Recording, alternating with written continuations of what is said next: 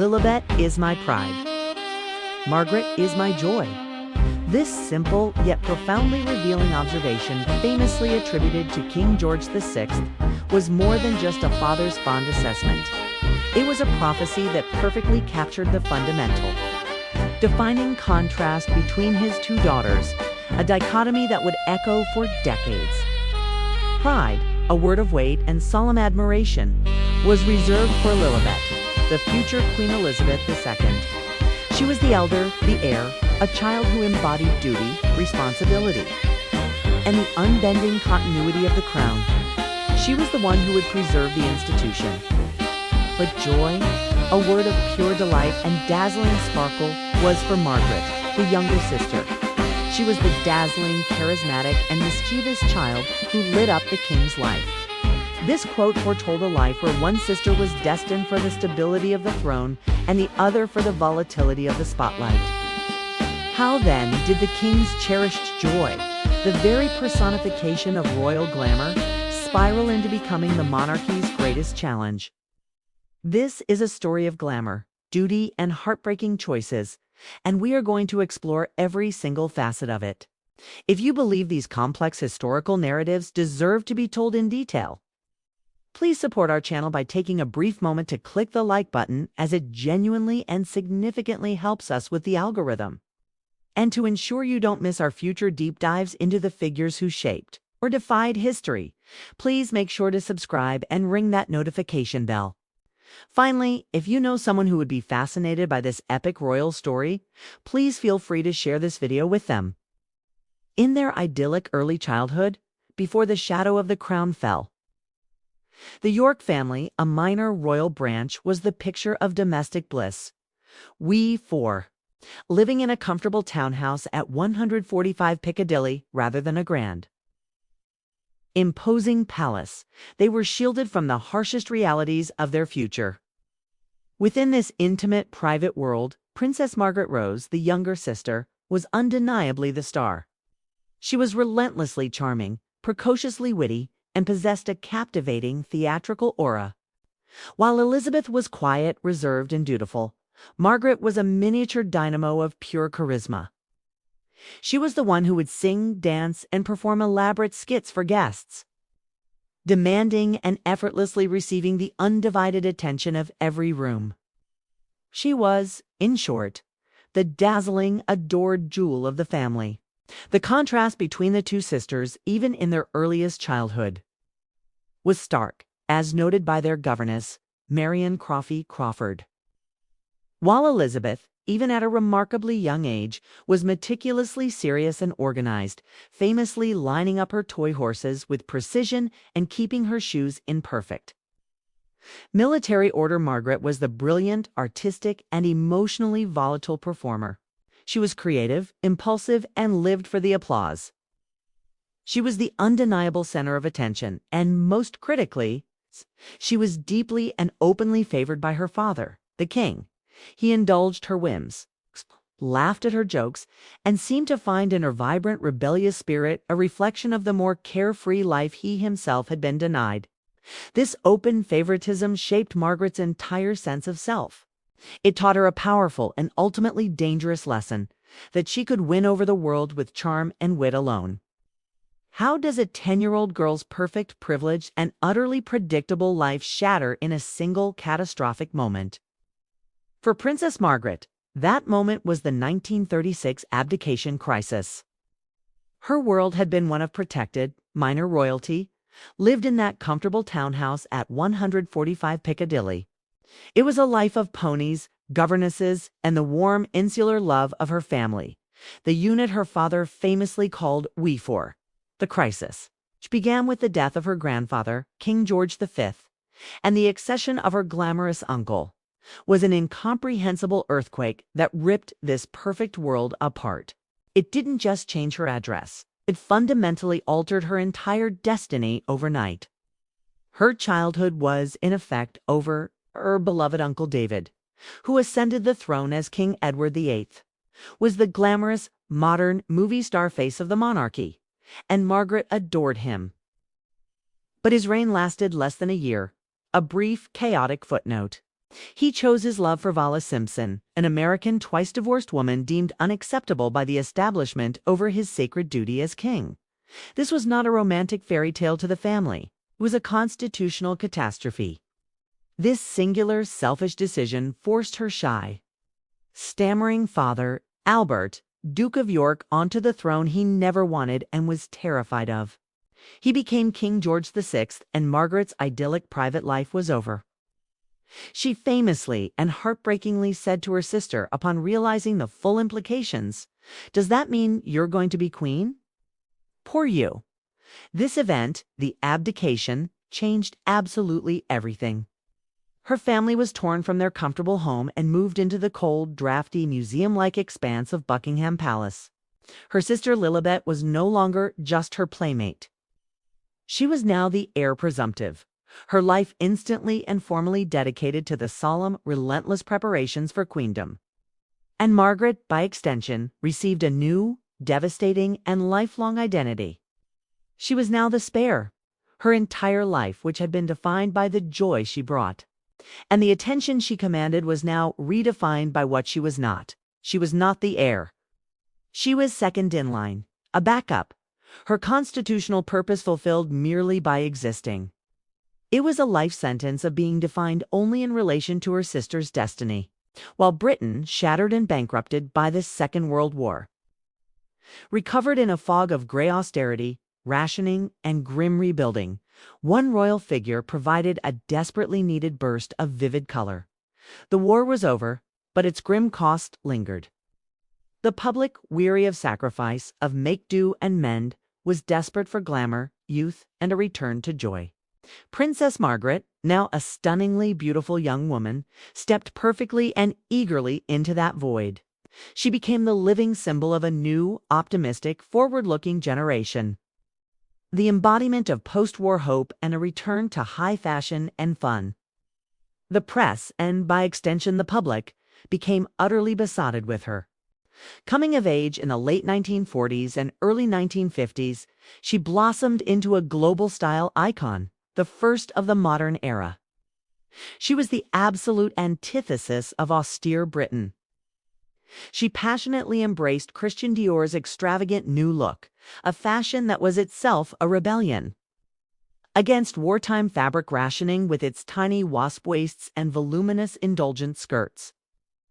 She wore bold red lipstick, perfected a famously haughty stare, held her cigarette in a long, elegant holder, and was a fixture at the glittering theaters, smoky jazz clubs, and exclusive nightclubs of London's West End, often staying out until 4 a.m. She was the party princess.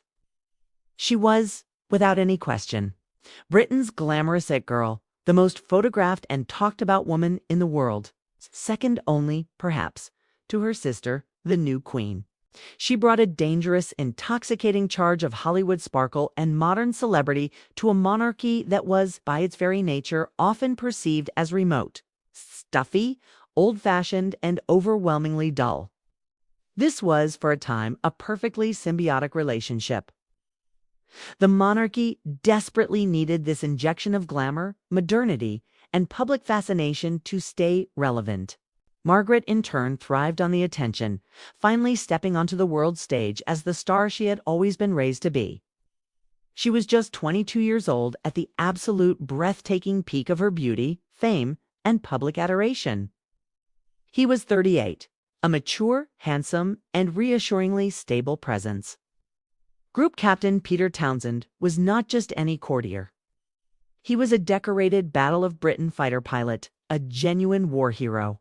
And perhaps most intimately, he had been her late father's devoted right-hand man, the king's equerry. This was not a fleeting, youthful crush.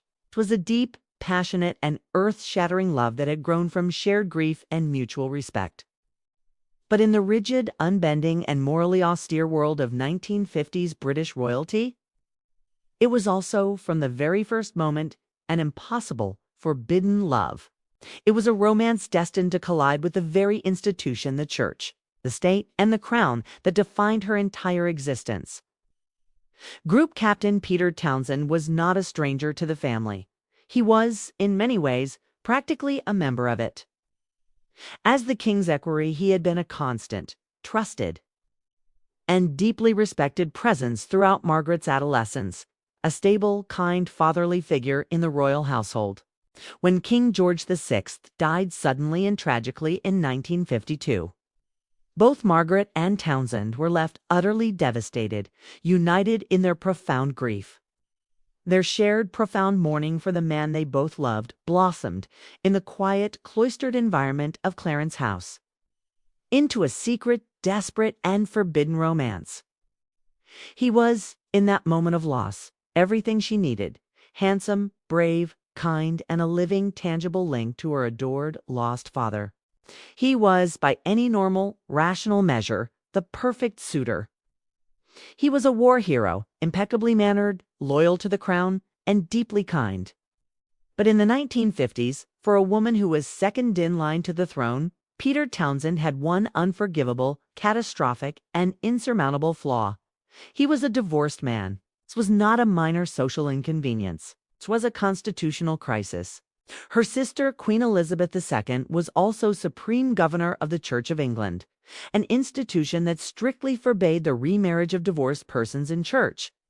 It was a horrifying, nightmarish echo of the 1936 abdication crisis that had already ruined her family's life and put her father on the throne.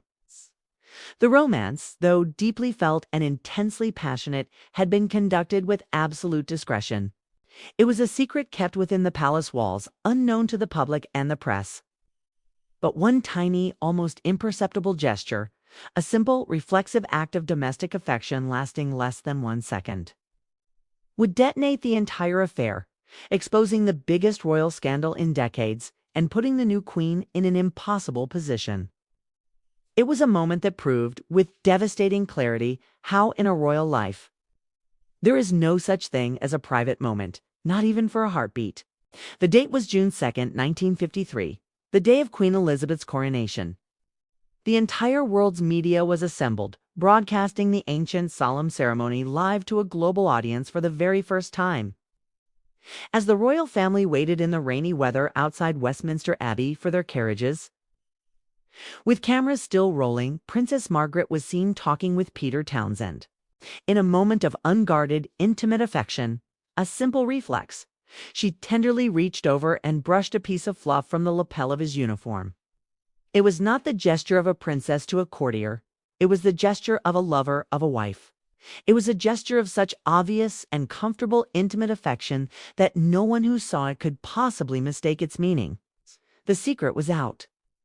American journalists, less deferential than the British press, picked up on it immediately. The British press, which had known of the rumors for months but had suppressed them out of respect for the coronation, could no longer hold back. The dam broke. The Townsend affair exploded, becoming a global news sensation that dominated headlines for the next 2 years, completely overshadowing the triumphal narrative of the new Elizabethan age. Princess Margaret was now faced with the most brutal and definitive choice of her life, the very same dilemma that had defined the abdication and altered her childhood forever. What must she choose? Would it be the man she truly, deeply, and passionately loved, or the ancient sacred crown she was born to serve? This was not an abstract philosophical question. It was a concrete, binary, and agonizing ultimatum. A choice between her own personal happiness and her entire identity, family, income, and birthright. The forces arrayed against her were immovable, monolithic pillars of the British establishment. The Royal Marriages Act of 1772 meant that, under 25, she required the Queen's formal permission for the marriage. The Church of England, which the Queen now headed, was vehemently and publicly opposed, and the government, led by the aging Winston Churchill, who was ironically sympathetic but politically trapped, was terrified of the public fallout and made it clear they would not approve the match. The price of her choice was laid bare with cruel clarity. If she married him, she would be forced to renounce her royal title, her state income, and her place in the family, effectively forcing her into a life of public exile. For 2 agonizing years, the lovers were forcibly separated, with Townsend deliberately exiled to Brussels, a clear move by the palace to post him out of the way. The government and the palace, led by the formidable private secretary Sir Alan Tommy Lascelles, waged a relentless campaign of pressure, delay, and obfuscation, all in the cynical hope that the romance would cool. Finally, in October 1955, after an agonizing internal struggle, Princess Margaret capitulated. She released a famous, heartbreaking, and devastatingly formal public statement. "I have decided not to marry Group Captain Peter Townsend. Mindful of the Church's teaching, conscious of my duty to the Commonwealth, I have resolved to put these considerations before all others." She had chosen duty. The establishment had one. This sacrifice, this public renunciation of her great love, broke something inside her. If she couldn't marry the right man, the man who was, in every way, a perfect establishment figure, save for one unchangeable technical flaw, she seemed to decide she would marry the most rebelliously wrong one. Her choice, when it came, was not just an act of love. It was an act of pure defiance, a two-fingered salute to the very establishment, the men in gray suits who had denied her happiness. She would show them that if she had to sacrifice her great love for duty, she would now use her remaining freedom to make a choice that was entirely, shockingly, and unapologetically her own. Her rebound and her future husband was a commoner, Antony Armstrong-Jones. He was the absolute polar antithesis of Peter Townsend and every other aristocratic suitor. He was a charismatic, brilliant, and deeply bohemian society photographer, a profession seen as rather shocking for a royal consort. He did not come from a titled family. He was a tradesman, as court snobs whispered. He didn't live in a country estate. He lived in a famously messy warehouse studio on the banks of the Thames. He didn't ride horses. He rode a powerful black motorcycle. He was witty, sexually liberated, and part of a fast, artistic, and modern set that the old guard of the palace viewed with deep suspicion and horror. Their 1960 wedding at Westminster Abbey was in itself a revolution. It was the first royal wedding ever to be televised, a conscious decision to drag the monarchy into the modern electronic age. The event was a global sensation, a fairy tale broadcast in grainy, mesmerizing black and white, and watched by an estimated 300 million people around the world. It was the perfect electric fusion of ancient tradition and modern celebrity. A spectacle that set the template for every royal wedding that would follow, from Charles and Diana to Harry and Meghan. Forget Buckingham Palace. The staid, formal home of the Queen was instantly eclipsed. The new, undisputed center of London, the place where all the energy and glamour was, became Apartment 1A, Kensington Palace. This was the sprawling, magnificent apartment given to the couple by the Queen as a wedding present. They immediately had it completely renovated by a theatrical designer, creating a sleek, modern, and colorful style that was a sharp, deliberate contrast to the chintz, dark wood, and ancestral antiques of the other royal residences. It became the most sought-after exclusive invitation in the city. As the newly ennobled Lord and Lady Snowdon, Margaret and Tony became the undisputed king and queen of swinging London in the 1960s. This was the decade when London was the cultural capital of the planet, the home of the Beatles, the Rolling Stones, Mary Quant, and Carnaby Street. The Snowdons were the crucial electric bridge between the staid, ancient establishment and this new, vibrant, youthful counterculture. They did the impossible. They made the monarchy cool for the very first time in its long history. Their wild, legendary parties at Apartment 1A became the stuff of legend, the absolute epicenter of this new class-blurring world. The guest lists were an explosive, unheard-of blend of rock stars like Mick Jagger, and the Beatles actors like Peter Sellers, writers, artists like David Hockney, and the high-born aristocrats who were fascinated by this new world. They were, for a glorious, brief time, the most glamorous, most modern, and most controversial couple on earth. They defined the style, the excitement, and the hedonism of the entire decade, and the press documented their every fashionable move. But a marriage that was built on the shaky, volatile foundations of rebellious passion, mutual attraction, and a shared desire to shock the establishment world soon turned spectacularly and publicly toxic.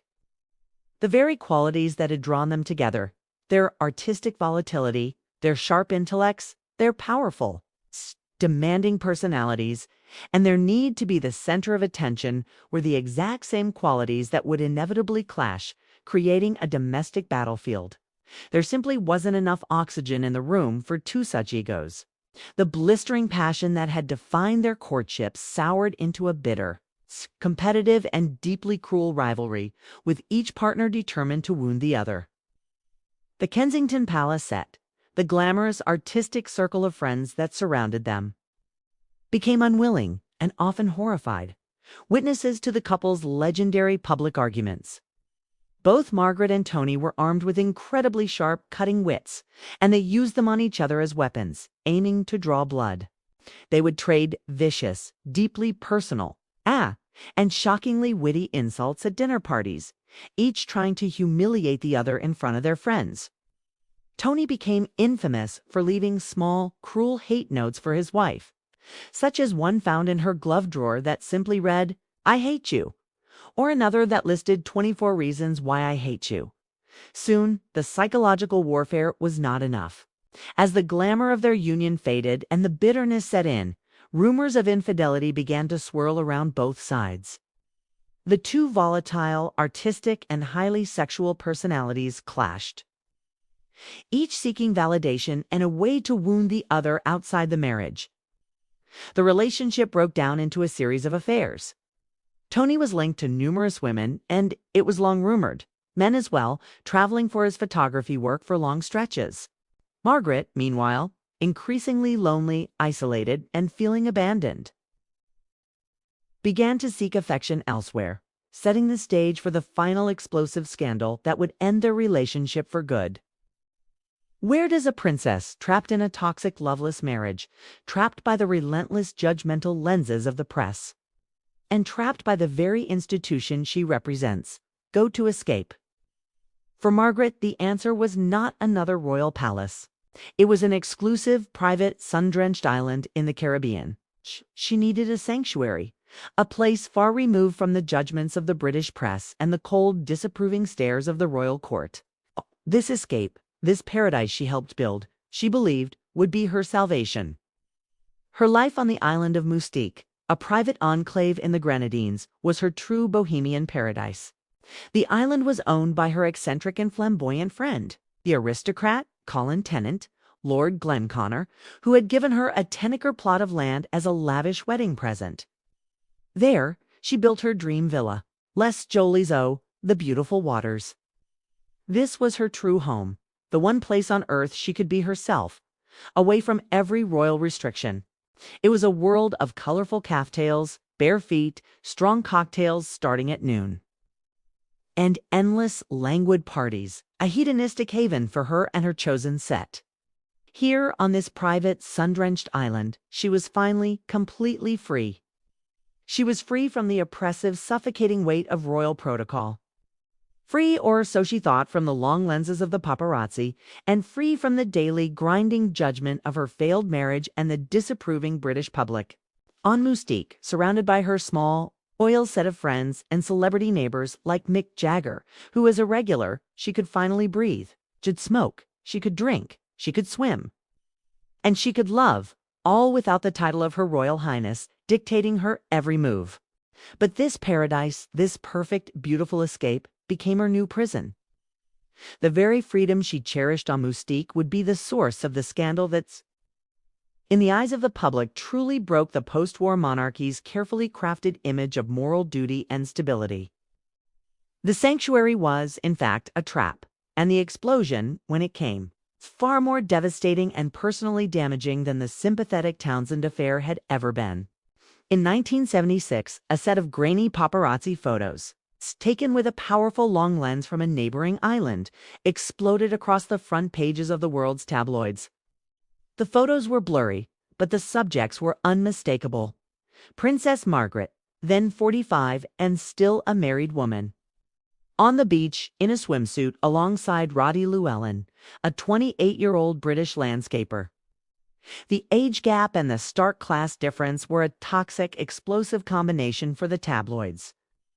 He was a gardener, a toy boy, and she was the Queen's sister.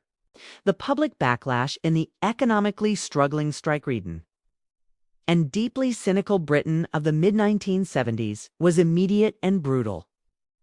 She was no longer the glamorous, sympathetic it girl who had been denied her true love by a stuffy establishment.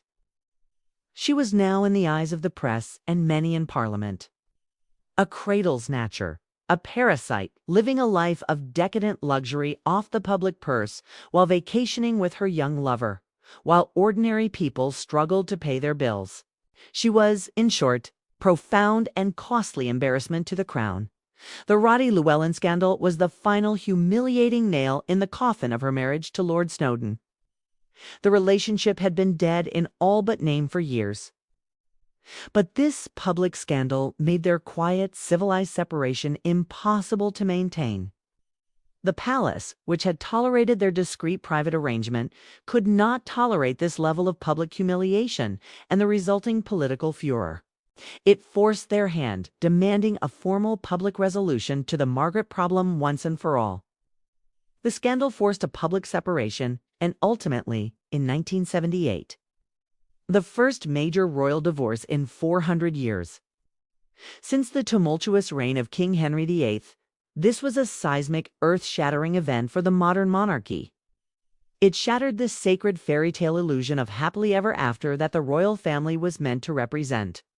Margaret, by breaking this ultimate taboo, unwillingly set the precedent and paved the way for the future divorces of three of the Queen's own children, Charles, Anne, and Andrew. In the immediate, messy aftermath, Margaret was overwhelmingly cast as the villain. A pariah by the press and a cautionary tale of royal self-indulgence and failure. She was the black sheep. Lord Snowdon, a master of public relations, controlled the narrative brilliantly. He was painted as the long-suffering, hard-working husband, and he quickly and very publicly remarried his pregnant mistress, Lucy Lindsay Hogg, moving on with his life while Margaret was left alone, isolated and publicly shamed. Behind all the scandals, the glittering parties, the public humiliations, and the private searing pain, there was one relationship, one single unbreakable constant in her turbulent life: her sister, the Queen. This bond, forged in their idyllic we for childhood, was the central defining axis of Margaret's entire existence. It was the one thing that never, ever broke, no matter how much pressure was put on it. Their bond was a complex, tangled, and deeply private web of fierce, unconditional love and intense, almost unbearable frustration.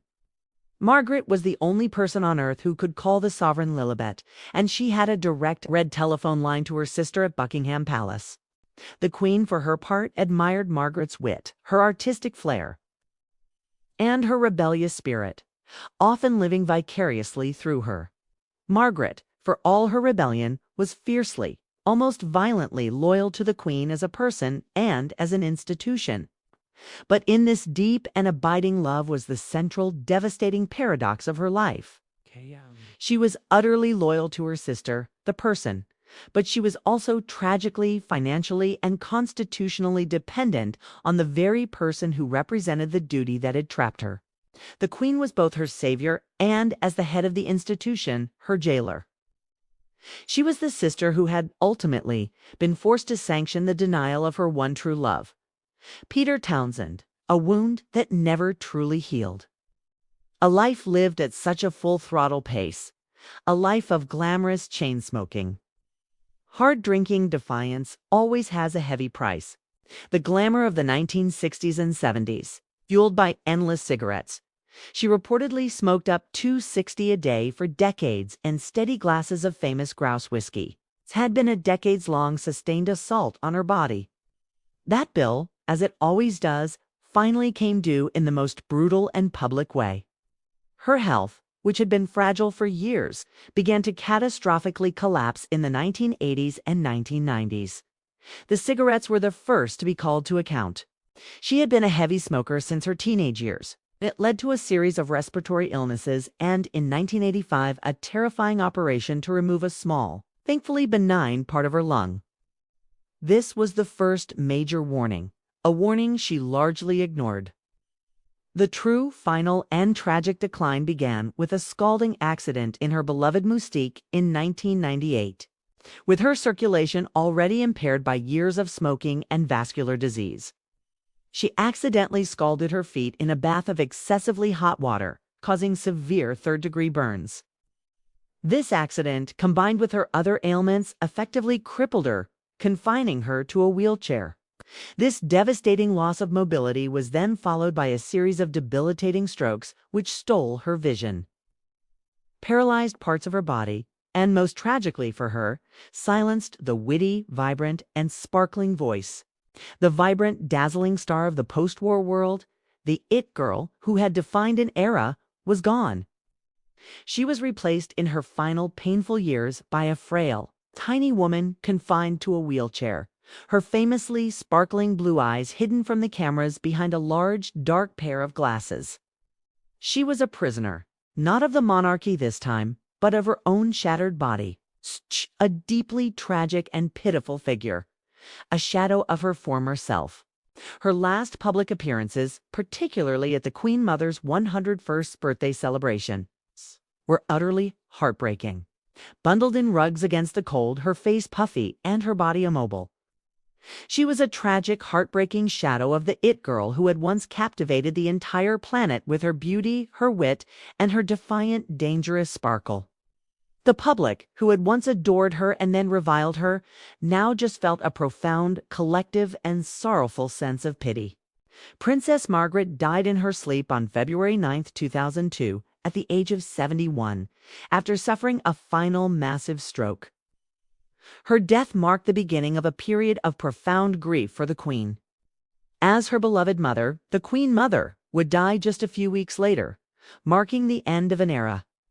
Her legacy is complex, messy, and contradictory, but it is ultimately one of a tragic pioneer.